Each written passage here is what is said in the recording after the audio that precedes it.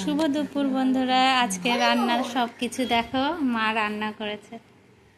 School থেকে এসে দেখি মা এসেছে, মা সব রান্না করেছে। আর এই যে দিদা ভাত মেখে দিল। অন্যদিন মা মেখে দেয় না, মা না মেখে দিলে খায় না, আজকে দিদা মেখে দিচ্ছে।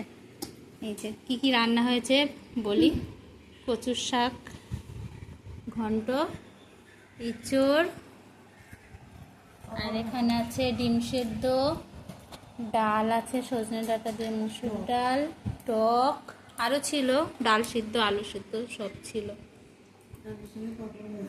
আর আছে এই যে পাঁপড় ভাজা, পাঁপড়ের প্যাকেট নিয়ে বসে গেছি।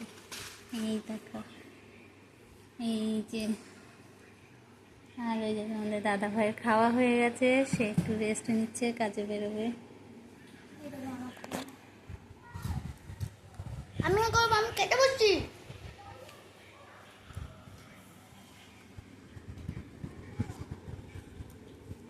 আজকে মায়ের হাতে রান্নাই খাবো।